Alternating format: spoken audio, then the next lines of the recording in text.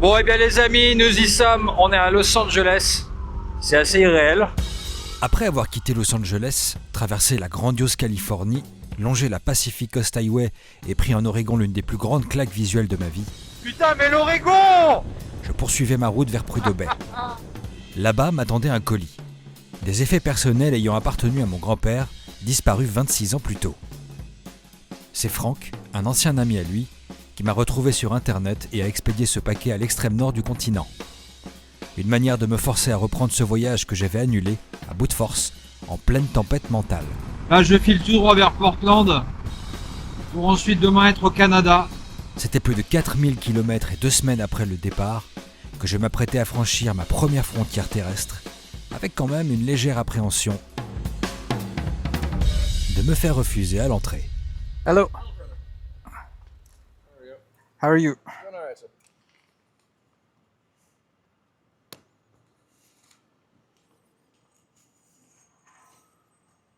You want me to remove my helmet?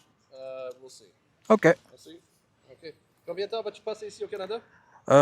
Probablement 2 semaines. Ok, la raison pour la visite?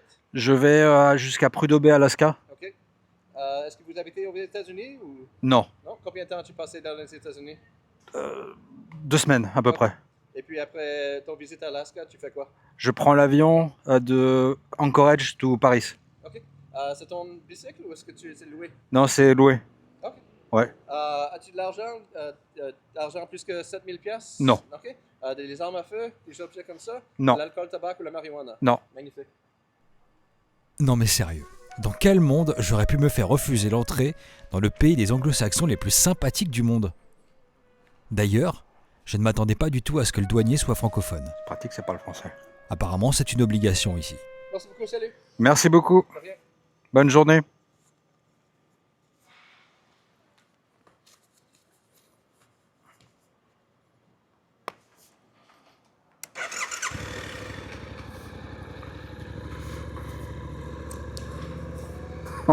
Oh, Et puis, c'était non sans une certaine joie que j'étais arrivé au Canada. je suis au Canada pour la première fois de ma vie.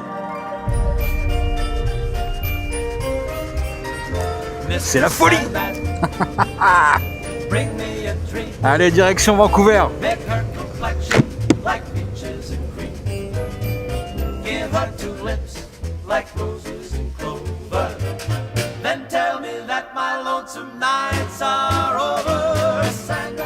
Au stade où j'en étais, il me fallait encore traverser toute la Colombie-Britannique et le Yukon avant d'atteindre l'Alaska pour enchaîner sur l'ascension finale de la Dalton Highway sur près de 700 km de tout terrain. Une destination que j'allais clairement devoir mériter. J'aperçois Vancouver juste en face. Première très grosse étape.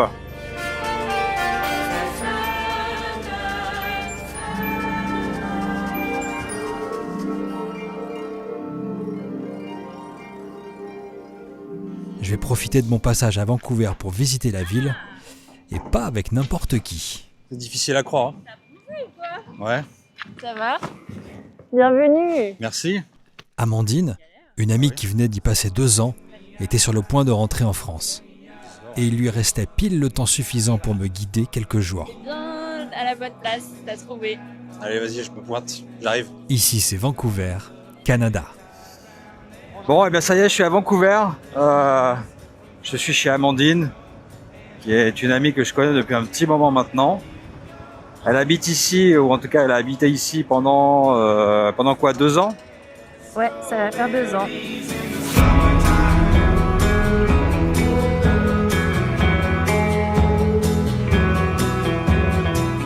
Vancouver est une ville jeune, officiellement née le 6 avril 1886, sur un bout de côte où la forêt était si dense qu'on disait que l'on pouvait s'y perdre à 2 mètres de la route. Son premier noyau urbain remonte pourtant à 1867, autour d'un saloon tenu par un pirate irlandais bavard surnommé Gassy Jack, point de départ de Gastown, premier quartier déclaré de la ville. Mais le destin de Vancouver bascule dès le début. Le 13 juin 1886, un incendie fulgurant détruit entre 600 et 1000 bâtiments, poussant les habitants à se jeter dans l'océan pour survivre. La ville se reconstruit aussitôt, devient un port majeur du Pacifique et finit par attirer tant de productions cinématographiques qu'on la surnomme la Hollywood du Nord. Et comme vous pouvez le voir en face de nous, c'est un décor qui est... Ah, c'est quand même très américain. Hein. Ouais. Tu me dirais que c'est... Je sais pas moi, ouais, Portland, Seattle, j'y croirais sans problème, quoi. C'est la même signalétique, c'est les mêmes grands gratte-ciel. Aujourd'hui, avec plus de 662 000 habitants sur 115 km², Vancouver reste un mélange improbable d'histoires chaotiques, de forêts d'anecdotes qui défient la logique. Une ville née d'un saloon, brûlée en un jour, puis devenue l'une des plus dynamiques du continent. Et un des avantages non négligeables de Vancouver, c'est d'être entouré d'une multitude d'îles auxquelles on peut accéder en ferry. Et ça tombe très bien, parce qu'Amandine avait pour projet d'aller voir le coucher du soleil de Roberts Creek avec moi. On s'en va sur la Sunshine Coast, La Sunshine Coast. qui est uniquement accessible en ferry, donc c'est une petite traversée de 40 minutes.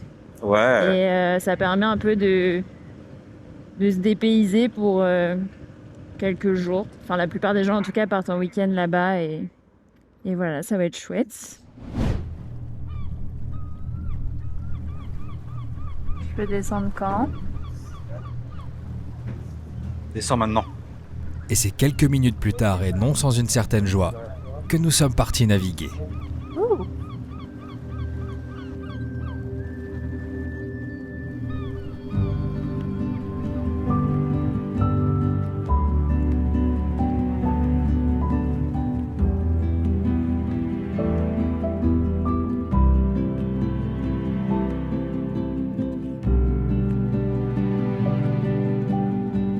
C'est quand même vachement bien que ce soit si rapidement accessible quand même, hein. De chez toi, c'est 40 minutes de moto, un quart d'heure après, un peu de bateau. Il va y avoir plein de gens qui ont des maisons secondaires ici. Ouais, c'est un petit peu un endroit comme ça où tu viens te dépayser pour le week-end ou peut-être les vacances. C'est trop cool.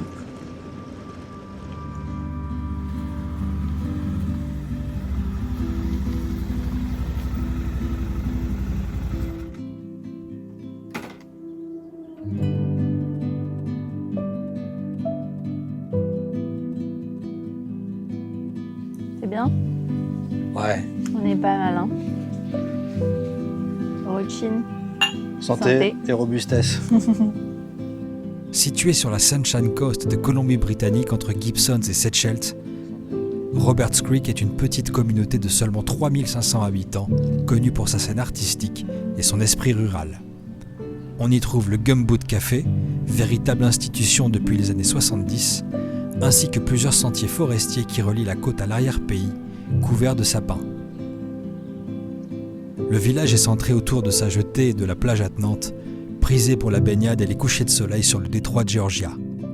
Et honnêtement, quand on voit ça, on comprend largement l'engouement pour Roberts Creek.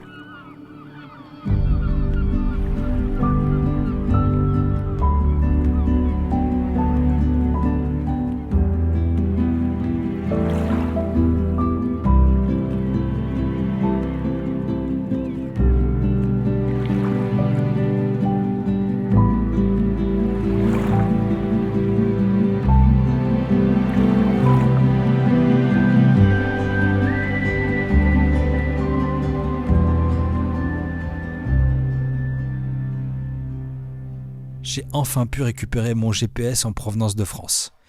Outil qui, quand on manque de réseau pendant plusieurs jours, et je sais très bien que ça va se présenter au fur et à mesure que je monterai, me sera totalement indispensable.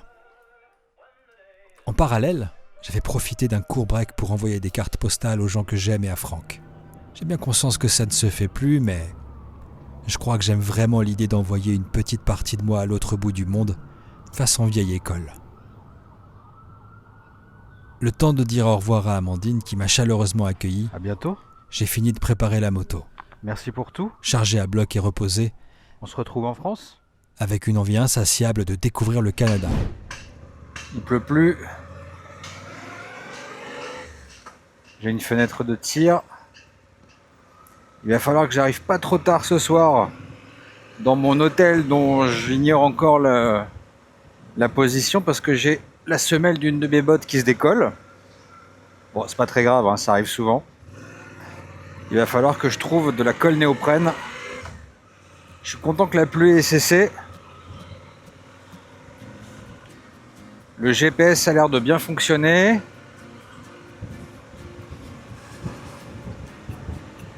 Allez, c'est parti! Direction l'Alaska.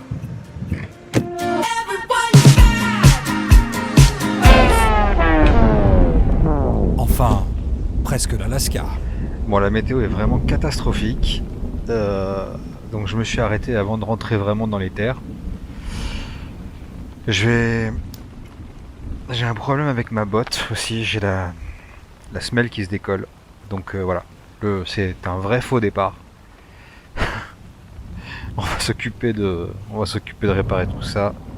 Et en espérant que demain il fasse beau. Allez. La pluie battait son plein et je n'avais aucun plaisir à rouler. Alors, j'ai pris la première sortie et le premier motel qui se présentait à moi pour repartir de plus belle, je l'espère, dès le lendemain.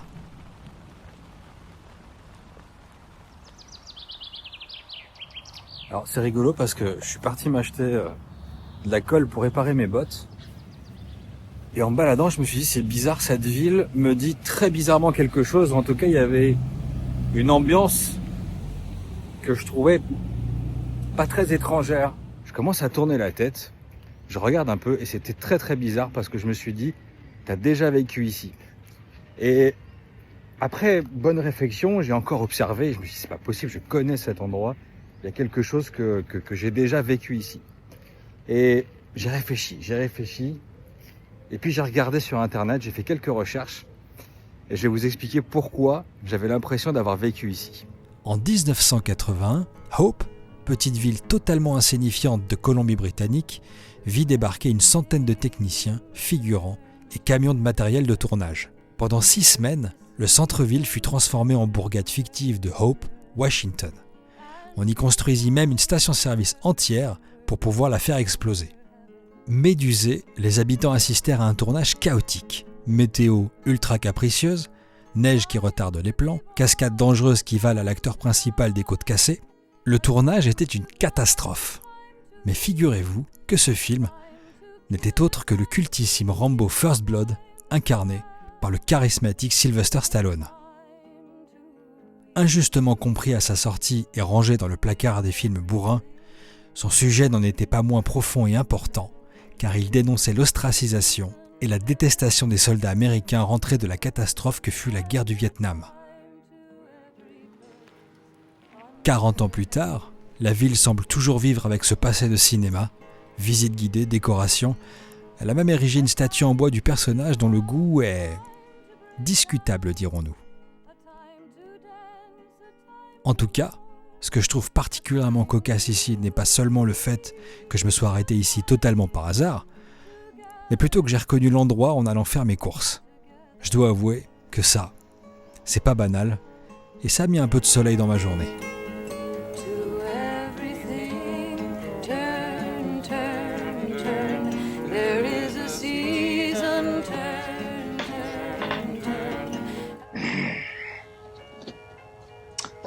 Et maintenant on va barder de scotch. C'est après avoir réparé ma botte droite, au son des gouttes, que je suis parti me coucher avec l'espoir de repartir. Oh, j'ai l'impression d'être resté 6 mois ici. C'est trop bizarre.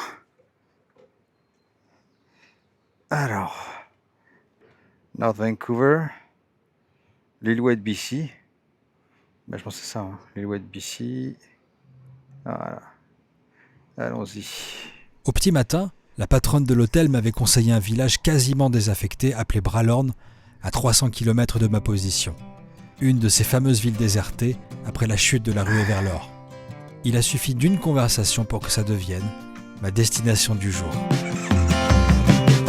I got a red house and a red car, runs on big red batteries, used to be blue. Ah, enfin, il reste encore de la brume, mais on a des belles percées de soleil. Et là, ça commence à être sympa. Maintenant, il n'y a plus qu'à espérer que ça dure comme ça pour les prochains jours. I got a red tie and it's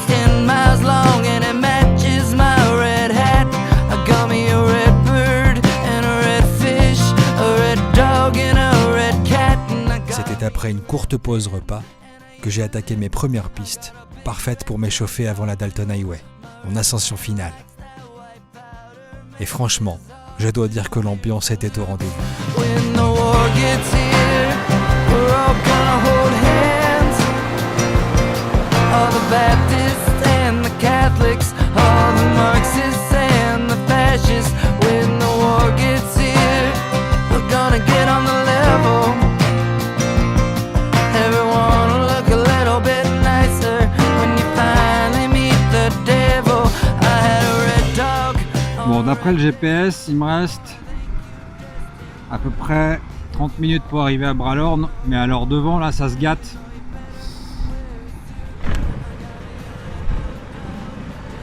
Ah, c'est vraiment pas bon ça, hein. Non, c'est vraiment pas bon. Et puis, si je me prends pas un peu de flotte, c'est pas drôle. When it ain't funny, there's a deep swamp and I'll drain it. Eh ben, peut-être que je vais en sortir. Finally meet the devil.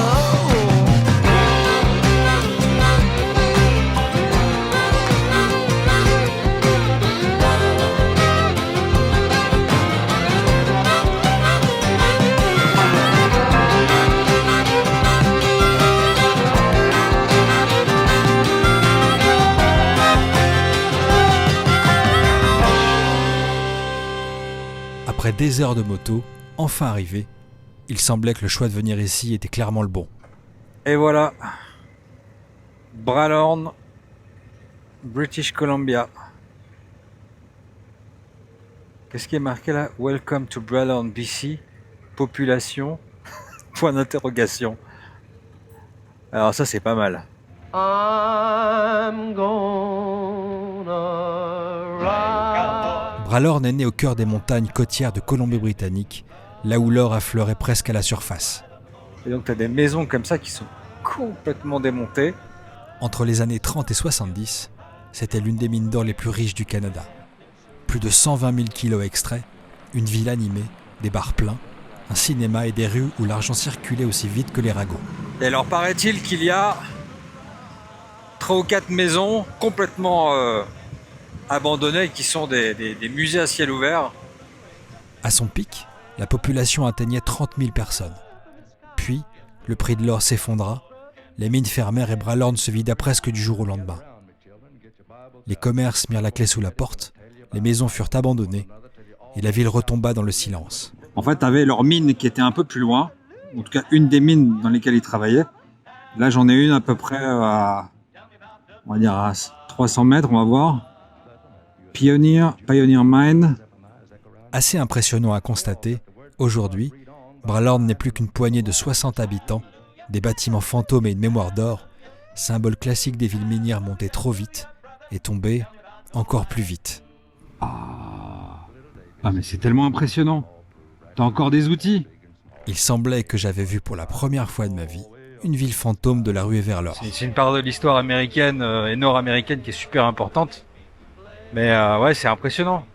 Néanmoins, un tout petit signe de vie subsistait à l'entrée du village, un pub ouvert 4 jours par semaine dans lequel j'ai pu trouver refuge pour dîner le soir.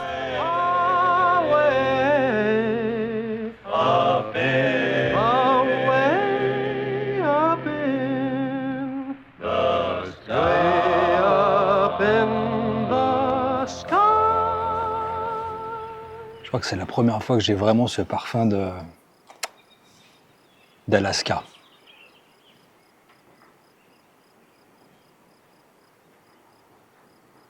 Le temps est tellement particulier, j'adore. Il n'y a personne dans ce village. Ils sont 60 habitants. Qu'est-ce que tu veux faire quand t'es là?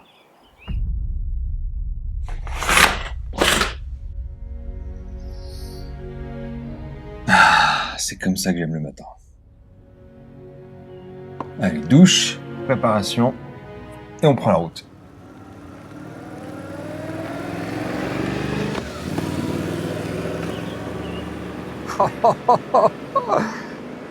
Au petit matin, alors que je poursuivais ma route, la grâce montagneuse s'est chargée d'embellir ma journée.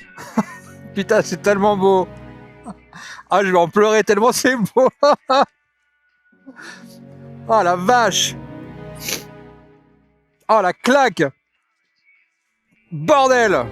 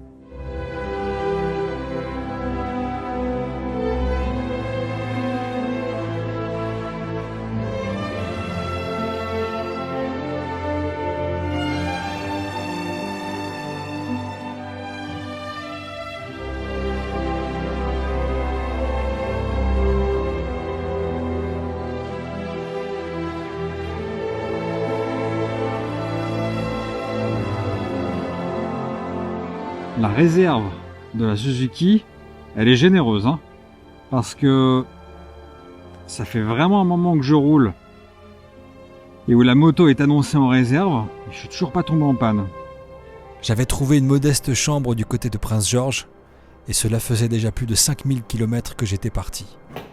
Et voyez-vous, sans même m'en rendre compte, ma douleur au dos s'était doucement évaporée sur les derniers jours, et ça, c'était vraiment une très très bonne nouvelle. J'avais dû réparer ma deuxième botte qui avait fait des siennes.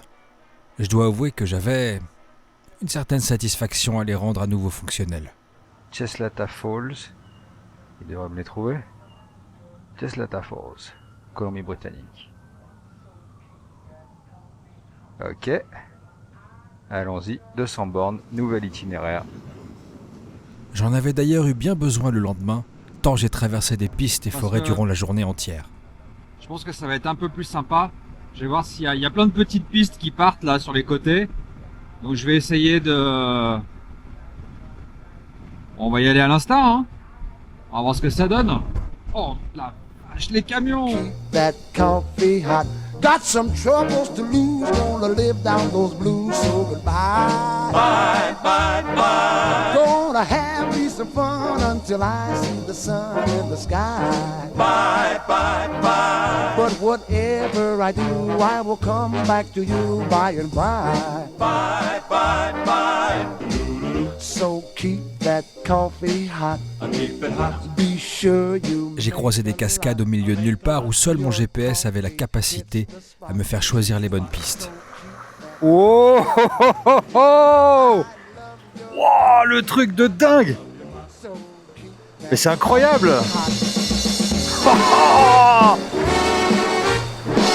Ah ouais, c'est improbable de trouver ça en plein milieu, quoi. Que j'aime ma vie. Mais que j'aime ma vie surtout dans ces moments-là. Quelle chance!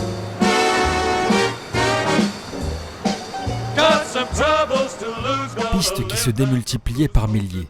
Tout chemin pouvait être un nouveau chapitre à écrire. Je me suis tellement enfoncé dans les forêts que je me suis même retrouvé face à des maisons non seulement abandonnées, mais aussi presque inquiétantes. Ah, c'est complètement à l'abandon, quoi. On va pas non plus s'amuser à rester là. Imagine, tu rentres là-dedans et tu trouves un corps. Tu sais jamais, hein. Mais c'est fou parce que les herbes ont poussé d'au moins 50 cm. Et la baraque, elle est à l'abandon, quoi. En même temps, quand tu veux venir ici, t'as intérêt à être déterminé, hein. So keep that coffee hot.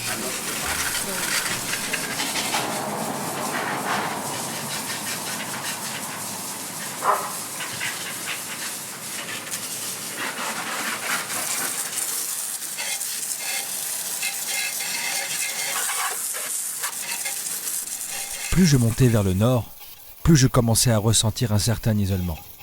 Je faisais face à des coupures de réseau qui pouvaient parfois durer une journée entière, ce qui n'était pas obligatoirement pour me déplaire.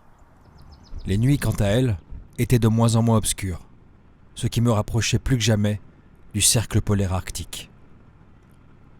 Après plusieurs heures de route, j'avais la sensation de passer un cap. Vous savez, celui qui vous fait passer dans un autre monde. Je sentais mon environnement sensiblement évoluer, les odeurs, la température, les moustiques. J'étais en train de goûter à un univers que je ne connaissais pas jusque-là. Et d'ailleurs, je l'ignorais encore, mais je me dirigeais vers ce qui allait être le climax de mon passage en Colombie-Britannique. Alors l'essence est clairement plus chère ici, hein. J'étais très fatigué ce soir-là, mais je savais à cet instant que ce que je venais de voir 3 heures plus tôt allait me rester dans la tête à vie. Oh putain, comme c'est beau. Pardon, je dis tout le temps putain, mais putain! Ah la vache! Je grimpais en direction du Salmon Glacier, conseillé par un habitant de Stewart, là où j'avais prévu de dormir le soir. C'est une folie. J'ai jamais filmé ça de ma vie, quoi. Je ne croisais quasiment personne, cherchant alors le meilleur point de vue, et je dois dire que j'aimais ça, être seul.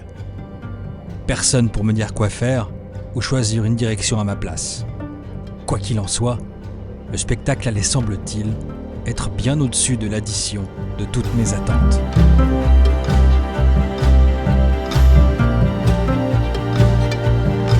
Le paysage s'ouvrit soudain sur une vision qui semblait sortie d'un autre monde.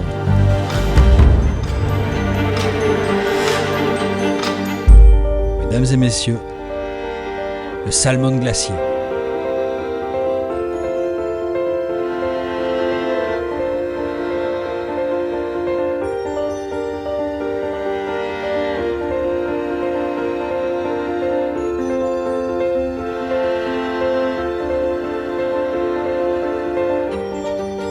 Ce colosse de glace, 5e plus grand glacier du continent, s'étirait comme une mer figée, ascendant les montagnes, serpentant entre les vallées jusqu'à l'horizon.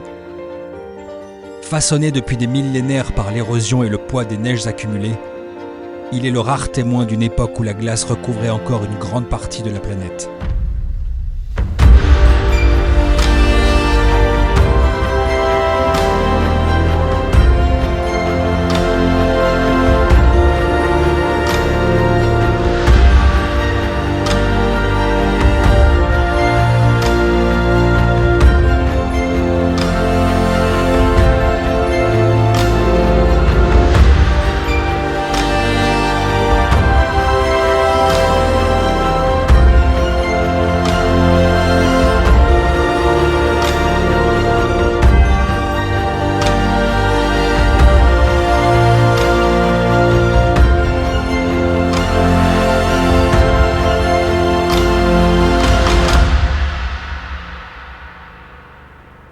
Mais alors que je retournais à mon auberge, je n'avais pas vraiment prêté attention au village que j'avais traversé avant d'arriver au glacier.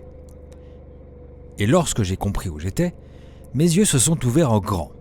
Tenez-vous bien, parce que c'est le genre de curiosité que j'adore appeler absurdité frontalière. Il y a 2 villes, Stewart et Hyder. Stewart est au Canada et Hyder est en Alaska.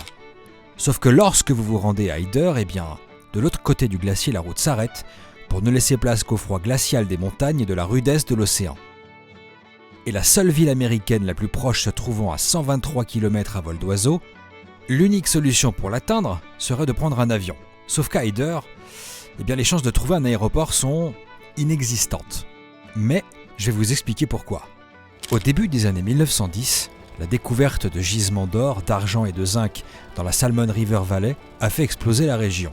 Plus de 10 000 mineurs et travailleurs affluèrent dans le secteur du Portland Canal et Hyder, alors simple campement, devint en 1914 une vraie ville. On y comptait plus de 200 bâtiments, plusieurs hôtels, saloons, commerces et une activité portuaire qui voyait passer des centaines de tonnes de minerais chaque semaine. Mais dès les années 30, le filon se tarit. La plus grande mine, Riverside, ferma en 1931, suivie de la première mine du côté canadien qui, elle, arrêta ses activités dans les années 1950. En très peu de temps, La population d'Hyder chuta brutalement. De plus de 10 000 habitants au plus fort du boom, elle passa à moins de 200 après la Seconde Guerre mondiale. Et dans les années 80, la ville tomba presque définitivement au sommeil. Selon les chiffres récents, la population aujourd'hui s'élèverait à moins de 100 personnes, ce qui en ferait l'une des communautés les plus petites et isolées d'Alaska. Les bâtiments abandonnés, les façades affaissées et les rues désertes témoignent d'une chute brutale mais lente, typique des towns minières qui n'ont pas survécu à la fin de leur raison d'être. Mais alors, où est-ce que je veux en venir avec tout ça ? L'isolation dans Surfrider fait d'elle une véritable exception. Vous pouvez légalement entrer aux États-Unis sans le moindre passeport, et ça, c'est vraiment pas commun. Mais c'est pour une raison bien valable. Puisque de l'autre côté, au bout de quelques heures, vous aurez beau faire ce que vous voulez, vous serez coincé par la nature. Et vous ne pourrez tout simplement jamais aller plus loin, au risque d'y perdre votre vie. C'est tout simplement une gigantesque impasse. En revanche, pour revenir sur vos pas et rentrer à nouveau au Canada, il vous faudra cette fois bien présenter votre passeport. How is it interesting to live here for an American? Seems like a border absurdity, you know? It takes a very special Yeah. person to want to live there. For one, there's no law enforcement presence over there. There's no police. They don't pay taxes. Okay. How many people lives here? Right now, there's 82. Oh, wow. Okay. A far cry from 1918 when there was 10,000. Crazy. The town, it's hard to see now because the grass is growing up. But if you look out into the plats here, Okay. so these wooden pilings Okay. straight up, Okay. that used to be the town. The town was built out there. Okay. And then, It's not only this part. no, Okay. I mean it is now. Okay. Years and years ago, Oh, okay, I get it. it's out there. That is so curious. Back in the boom of the mining industry when it was. Oh, yeah. Okay, I get it. Back in the gold rush. So curious to see these abandoned small houses. Right. I love it. It's interesting. Yeah. I've never seen something like that in my life before, so I like those kind of, like I said, border absurdities, Yes. you know. Thank you very much. Bye-bye.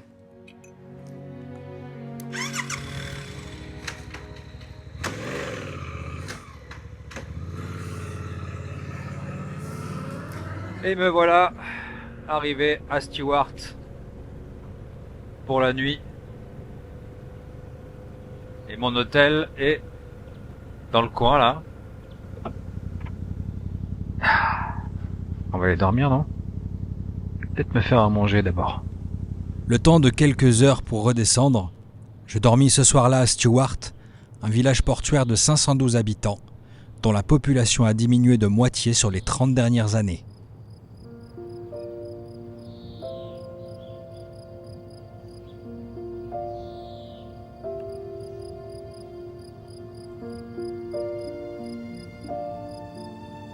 Le soleil de minuit couplé aux rues désertiques donnait une ambiance que l'on aurait pu qualifier de fantomatique. Obsédé par ces atmosphères, cet endroit conjuguait absolument tout ce que j'aime. Honnêtement, je ne pouvais m'empêcher de m'interroger sur le quotidien des gens qui vivent ici. Et surtout, de ceux qui ne l'ont pas choisi. Mais, je ne dois pas oublier que je ne suis que le spectateur d'une nuit. Et à ce titre, j'ignore les probables bonnes raisons de vivre à Stewart. Et je suis convaincu qu'il en existe.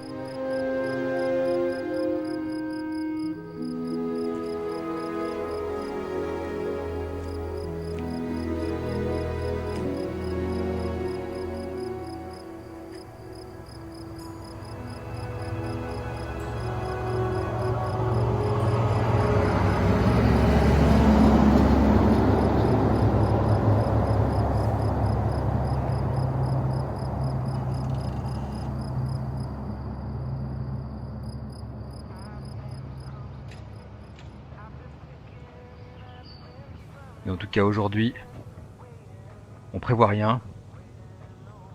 On part un peu à l'inconnu. Et c'est pas plus mal.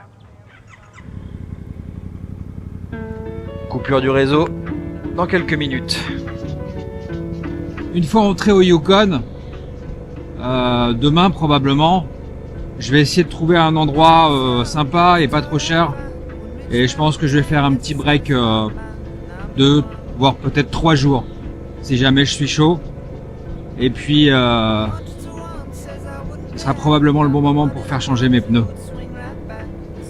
C'est parti! Direction le Yukon.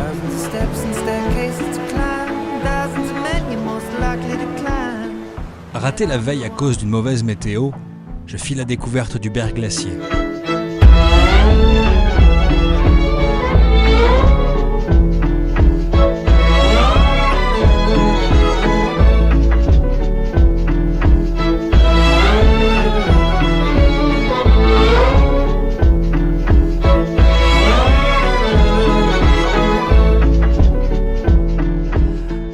Longé par la route, il débouche dans le lac Strone, un lac glaciaire formé par le retrait du glacier, dont les eaux s'écoulent ensuite vers l'ouest via la Bear River jusqu'au Portland Canal. Certes, moins grandiose que le Salmon, il n'en restait pas moins impressionnant. La route s'ouvrait à moi, prenant la direction de Boya Lake, à seulement 7 heures de route de ma position.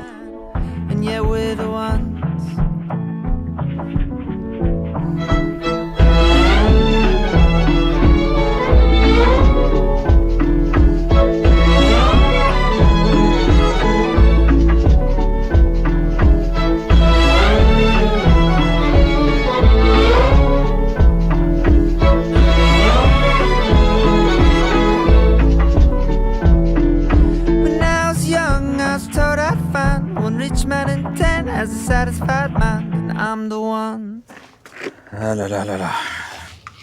J'ai beau avoir nettoyé ma visière il y a 2 jours, c'est toujours une hécatombe.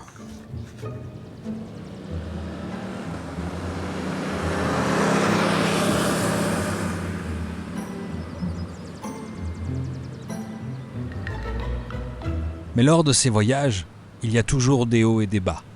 Et ce jour-là, alors que je n'avais pas de réseau depuis des heures, j'avais décidé d'écouter mon coup de fatigue et de faire un break. Après plus de 6000 km, je me disais que j'avais le droit d'être un peu usé. J'ai fait un plein d'essence, acheté quelques snacks et puis, parfois, c'est lorsque l'on décide de lâcher prise que l'on fait les rencontres qui viennent quasiment donner une nouvelle dimension au voyage. Bon, comme quoi, parfois il faut savoir lâcher prise. Je savais pas où j'allais dormir et puis j'étais assis là pour prendre un petit goûter et puis le vélo qui est là, il appartient à un Néo-Zélandais qui est venu discuter et en fait il est dans un espèce de camping juste à côté là. Moi j'étais parti pour faire de la route. Et puis au final, on a tellement bien accroché, je lui ai dit, tu sais quoi, je vais rester là. Je vais mettre ma tente à côté de la sienne et puis j'ai de quoi manger, j'ai de quoi boire. Je pense qu'on va s'en sortir. So you told me that you are going back to New Zealand at the end of August? Oh, Australia, Perth, Australia. Australia. Yeah.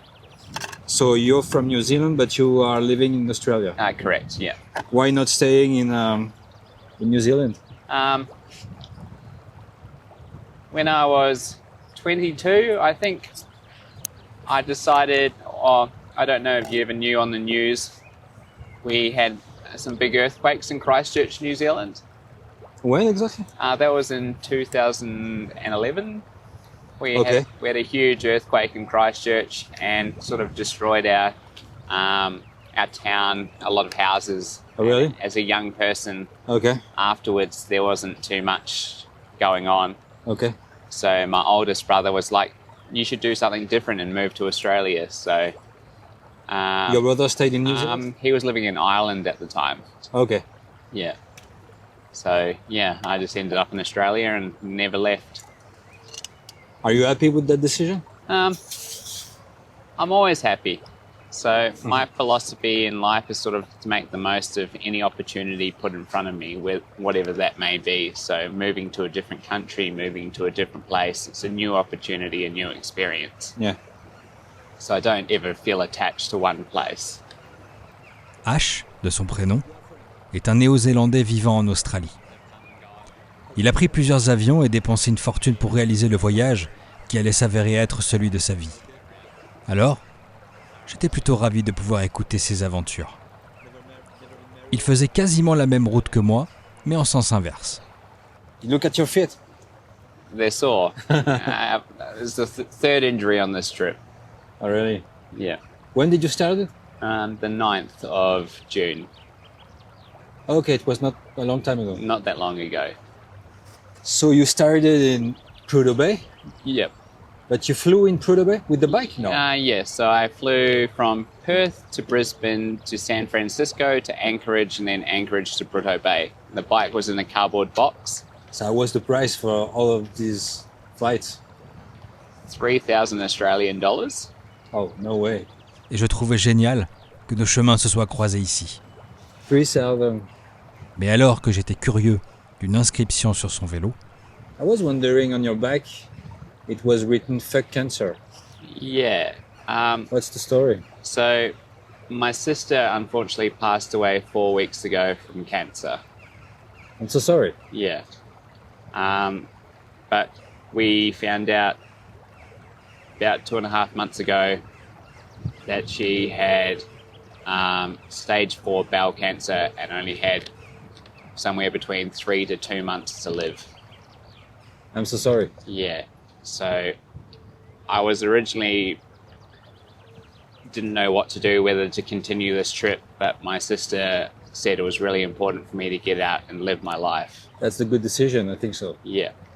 So I told her I would do this to raise money for cancer. Oh, pour être très sincère, j'ai été complètement pris de court.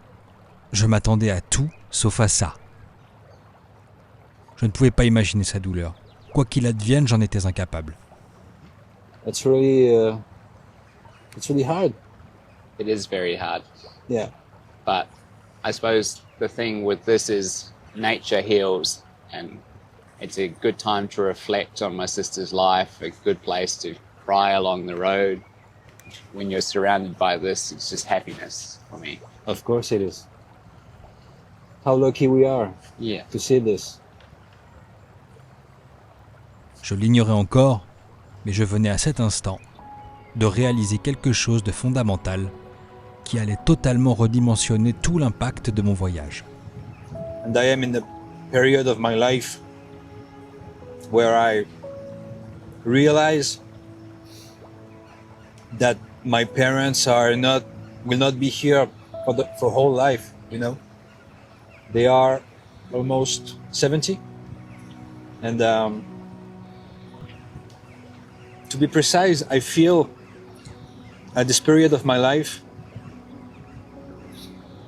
what could be my life without my parents, you know?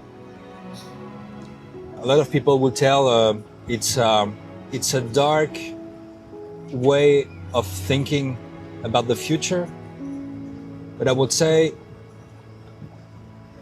it's more for me like a protection and a preparation for the future. C'est au son du vent caressant le lac d'Edentenajon que nous sommes partis nous coucher, dans l'humilité, je pense, la plus sincère.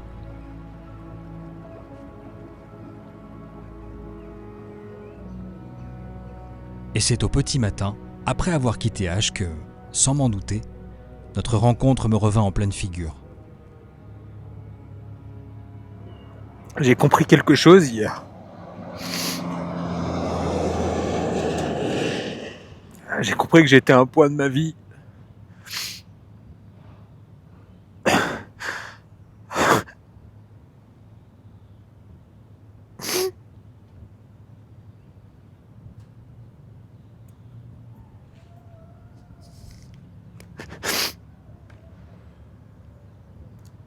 J'ai compris que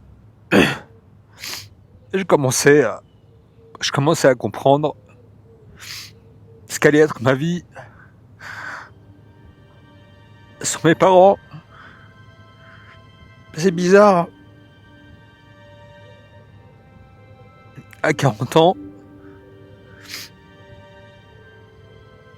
je sais pas pourquoi je suis comme ça.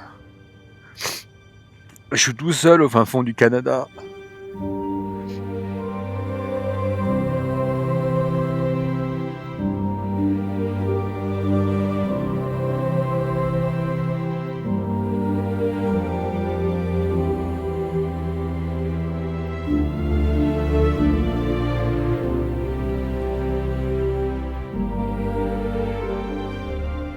Alors que je m'élançais vers l'une des routes les plus périlleuses du monde, le seul vertige qui m'habitait ce jour-là n'était certainement pas celui des précipices ni des camions lancés à toute allure, mais bien la peur la plus viscérale, la plus simple, celle au-dessus de toutes, la peur de perdre mes parents.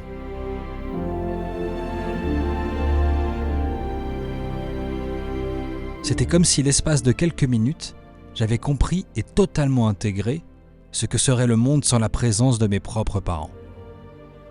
Je ne sais pas si c'est facile ou dur à comprendre, mais j'étais sonné comme jamais. Alors, c'est par la force des choses que j'ai repris ma route en direction du lac Boya. Allez, je vais continuer ma route. Et puis de toute façon, ça sert à ça les voyages.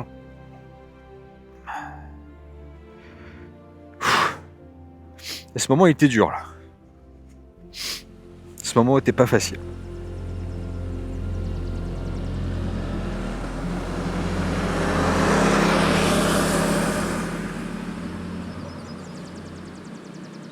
Les kilomètres avaient cette force de purger mon esprit, de faire le ménage pour mettre ma concentration à profit de ce que je sais faire de mieux, avancer. Et en tout cas, j'ai de la chance parce que même s'il fait froid, il fait beau. Et je pense que ça va se réchauffer dans les prochaines heures. Du coup, on va profiter. Direction Boya Lake. Canon. Putain, il y a un chemin.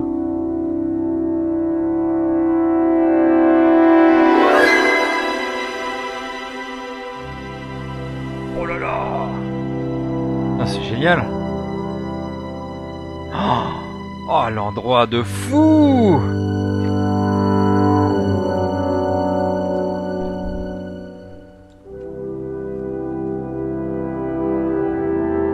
J'espère que c'est pas une propriété privée.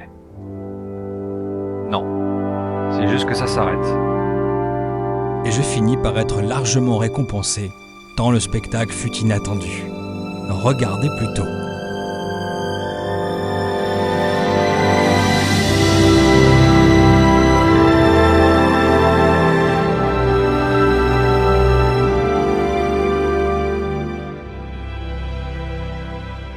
Niché au cœur du plateau de Liard, Boya Lake, que les Cascadenas appellent Tachila, la couverture pleine de trous, est un héritage direct des glaciers disparus il y a des millénaires. En se retirant, la glace a laissé derrière elle un puzzle d'îles, de baies et de chenaux, sculptant un décor irréel.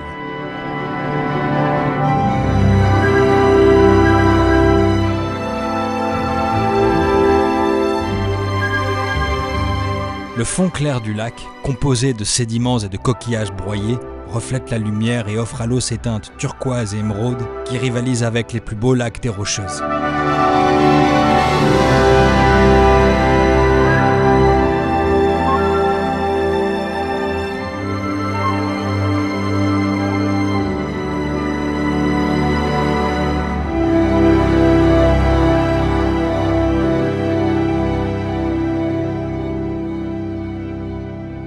Boya Lake n'est pas qu'une merveille géologique. Il porte aussi la mémoire des peuples qui habitent autour depuis bien avant la présence de l'Amérique moderne. Quand j'étais au bord de l'eau, j'ai parlé avec une jeune demoiselle qui habite Whitehorse et qui m'a conseillé un endroit, qui m'a dit quand tu arrives à Whitehorse, passe au Miles Canyon qui est absolument incroyable, où tu vas pouvoir avoir une vue spectaculaire. Et elle m'a dit voilà, ne manque surtout pas cet endroit. Donc C'est bien noté, je vais y passer. En tout cas, Boya Lake, je savais que ça allait être beau, mais à ce point-là, j'avoue que j'étais pas prêt. Je vais passer dans le Yukon. Et puis ce soir, si tout va bien, je serai à Carcross. Je crois que je vais avoir au moins 5 heures de route. On va voir si j'y arrive.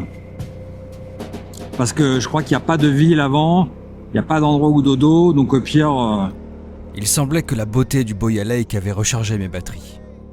C'était le cœur un peu plus léger et motivé que je me dirigeais vers le Yukon. Allez, Yukon et Carcross.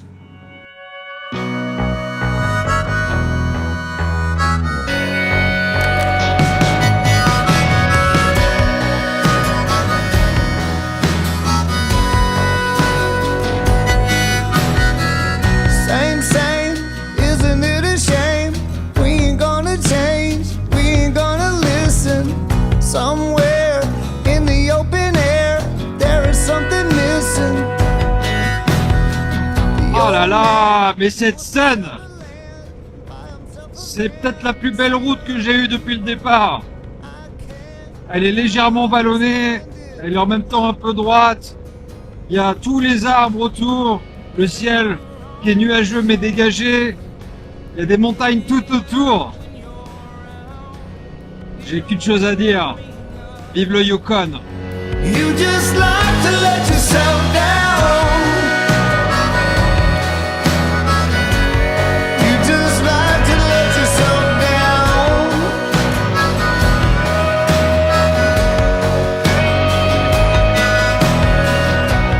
Et après bien des kilomètres, j'étais à quelques encablures de Whitehorse où j'allais m'arrêter lorsque je suis tombé sur une curiosité unique en son genre.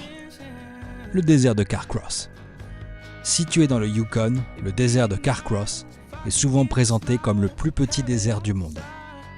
S'étendant sur à peine 2,6 km², il s'agit en réalité de dunes de sable d'un ancien lac glaciaire asséché. Entouré de montagnes et de forêts boréales, ce paysage aride et surprenant offre un contraste saisissant avec les vastes étendues sauvages du nord canadien. Il me prouve, par sa taille, qu'il n'y a pas forcément besoin d'être grandiose pour être particulièrement surprenant. You just like to let yourself down.